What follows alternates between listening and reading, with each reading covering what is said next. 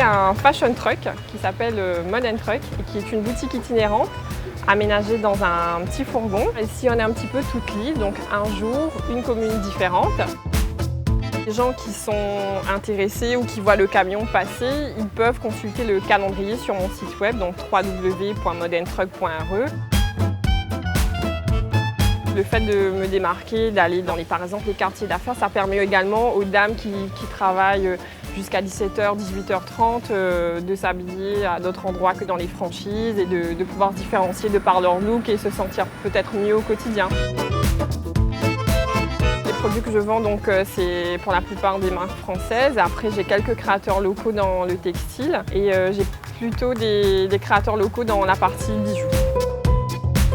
J'ai connu une période de chômage. Ça m'a vraiment permis de me consacrer entièrement à mon projet parce que ça demande quand même beaucoup de temps. J'avais envie de me lancer dans la création d'entreprise, mais sur un concept un peu différent, décalé, qui me donne une certaine liberté.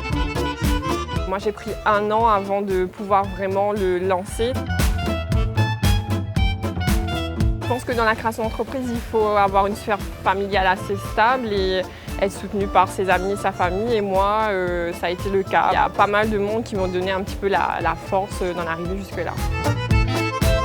Comme j'ai suivi le projet de A à Z, je sais qu'elle est passée par des moments de doute où elle s'est dit est-ce que je le fais ou est-ce que j'arrête tout, et d'être derrière elle pour lui dire qu'il faut continuer parce que c'est ce qu'elle aime, parce qu'elle va pouvoir vivre de sa passion. C'est vrai que ça a été une bonne chose de suivre ce projet et oui, forcément je suis fière de voir que le projet existe et en plus que le projet a fêté ses 1 an il n'y a pas très longtemps et que ça va durer dans le temps. Mon projet a débuté grâce à la participation de plusieurs personnes puisque j'ai fait un financement participatif. Les personnes pouvaient donner 5, 10, 20 € pour constituer une cagnotte. J'ai pu augmenter mon apport bancaire pour solliciter un prêt. Je me suis fait aider par Réunion Entreprendre et la boutique de gestion, mais également la D2R. Il y a beaucoup de curieux qui viennent pour regarder, que ce soit un public féminin ou masculin là pour le coup. Et puis j'invite de toute façon même les curieux à venir voir comment c'est fait.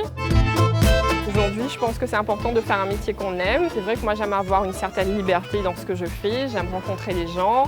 Et surtout, j'aime beaucoup la mode, donc c'est un moyen pour moi de m'exprimer. On peut dire que c'est un rêve qui s'est concrétisé.